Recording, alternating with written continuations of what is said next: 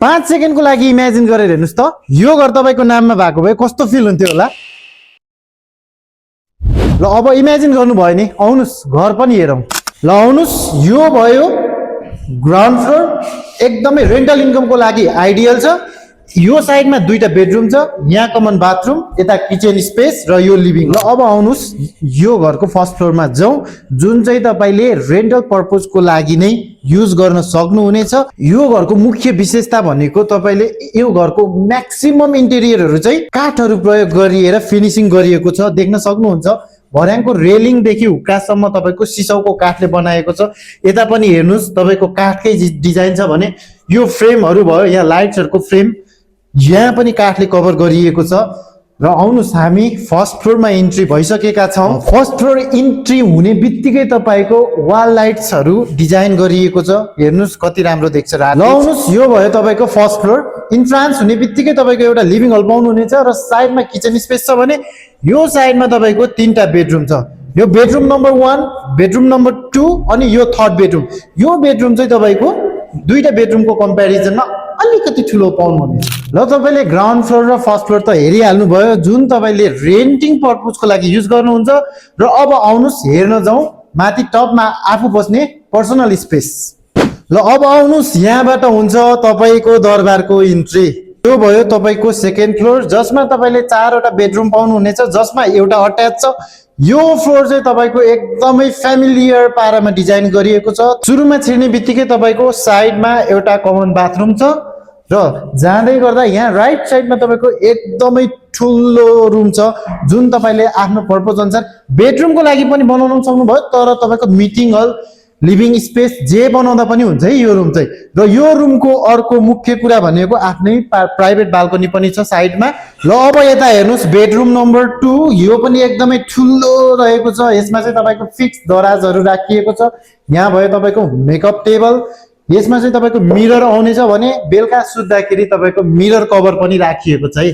यो भयो तपाईको बेडरुम नम्बर 3।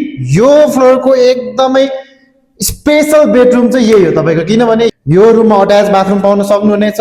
यता हेर्नुस् साइडमा फिक्स कपबोर्डहरू, यहाँनिर पनि तपाईको मेकअप टेबल आउनेछ।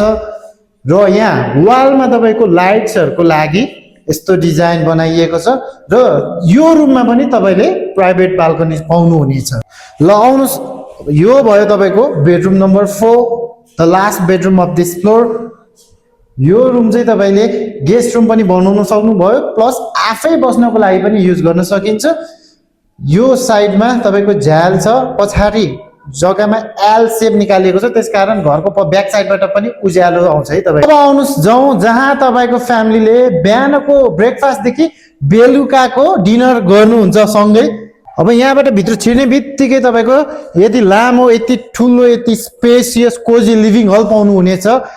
हेर्नुस् लिभिङ हल यति ठुलो छ कि तपाईको नर्मली तपाईको 20-30 जनाको ग्रुप हुनुहुन्छ भने पनि मजाले अटाउन सकिन्छ यो लिभिङ हलमा। यो साइडमा एउटा कमन बाथरुम पनि छ, एकदमै ठुलो छ बाथरुम पनि।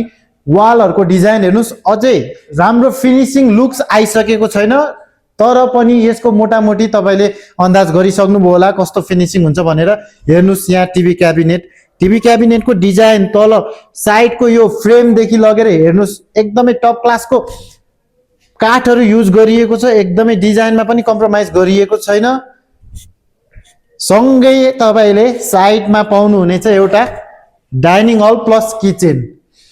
छिर्ने बित्तिकै यो तपाईको डाइनिङ हल भयो, यसमा तपाईको 8-10 जना फ्यामिली मजाले ग्यादर गरेर सँगै डिनर अथवा लन्च जेसुकै होस् तपाईको ब्रेकफास्ट होस् सँगै इन्जोय गर्न सक्नुहुनेछ। यो तपाईको एउटा र्याक जहाँ तपाईले आफ्नो सामानहरू स्टोर गर्न सक्नुभयो। तपाईको फुड्सहरू अफ सिजनको सामानहरू यहाँनेर स्टोर गरेर राख्न सक्नुहुन्छ भने यहाँ साइडमा छ एउटा सानो तपाईको डिस्प्ले बार। यहाँनेर तपाईको महँगा बोतलका रक्सीहरू चाहिँ स्टोर गरेर डिस्प्ले गरेर राख्न सक्नुहुन्छ। अथवा यदि तपाई रक्सीमा इन्ट्रेस्टेड हुनुहुन्न भने तपाईको आफ्नो पर्पज अनुसारको बुक्सहरू डिस्प्ले गरेर राख्न सक्नुभयो। ल जाउँ हामी किचनमा। यता छ किचन तपाईको, यहाँनेर मोडुलर किचन जडान गरिएको छ भने यहाँनेर तपाईको कुकिङ हुन्छ। यता तपाईको बेसिन चाहिँ यो साइडमा छ, यहाँनेर अहिले यो प्लाईले छोपिरहेको छ। किचन मटेरियल्स देखि लगेर कुकिङ युटेन्सिल्सहरू तपाईले यहाँ स्टोर गरेर राख्न सक्नुभयो। यो घरको अब ग्यास सिलिन्डर चाहिँ तपाईँको बाहिरबाटै कनेक्ट भएर आउँछ। यहाँनिर एउटा पाइप निकालिएको छ कनेक्ट गर्नको लागि। ग्यास सिलिन्डर राख्नको लागि बाहिर नै एउटा सानो स्पेस, 3-4वटा सिलिन्डर अट्ने स्पेस छ। ल किचन सबै देखिहाल्नु भयो, कस्तो छ फिनिसिङ तपाईँले थाहा पाइहाल्नुभयो। यहाँ एउटा छुटाउनै नहुने कुरा, तपाईँको यो दुई साइड चाहिँ बाल्कनी निकालिएको छ। यहाँ लगभग 7-8 जना गर्मीमा मजाले हावा खाँदै गफ गर्न मिल्ने बाल्कनी स्पेस छ। र यो साइडमा पनि 1-2 जना एउटा कपल बसेर मजाले गर्मीमा हावा सँगसँगै चिसो तपाईँको ड्रिङ्क इन्जोय गर्ने स्पेस छ। र टप फ्लोरको तपाईँले किचन हलदेखि लिभिङ हल त देखिहाल्नु भयो। आउनुहोस् बाहिर यो घरको छत स्पेसमा जाउँ। छत स्पेसमा जाँदै गर्दाखेरि तपाईँको साइडमा यहाँ एउटा सानो यो लन्ड्री रुम पनि बनाइएको छ। यहाँ एउटा वासिङ मेसिन हुन्छ, यहाँ ऱ्याकहरू राखिएको छ जहाँ तपाईँको लन्ड्री सामानहरू चाहिँ स्टोर गर्न सक्नुभयो। लाउनुहोस् अब यो घरको छतमा जाउँ। नाइट भ्यू चाहिँ यो छतबाट कस्तो देखिन्छ, डे भ्यू त अब तपाईँले देखिहाल्नु भयो। यो घरको नाइट भ्यू हेरौँ। अब नेपाल मेडिकल कलेज यहीँ भयो, आरुबारी यहीँ भयो, र यहाँनिर नेपाल मेडिकल कलेज हस्पिटल यहीँनिर छ। जगडोल गोकर्ण डाँडा उतै माथि देख्न सक्नुहुन्छ। मेरो अगाडि छ उता पारी तपाईँको माकलबारी, सबै देखिहाल्नु भयो के देखिन्छ के रहेछ। घर एकदमै प्राइम लोकेसनमा छ। स्कुल, कलेज, हस्पिटल सबै तपाईँको सराउन्डिङमा पाउनुहुनेछ। यो घरमा तपाईँको पानी, बत्ती, ढल, बाटो सबै सम्पन्न छ।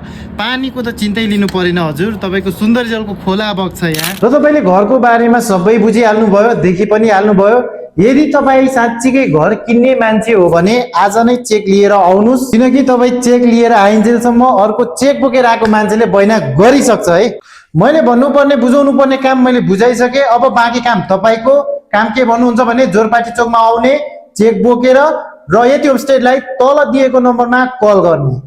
Host, कुनै जमी यति होस्ट fulfills your dream.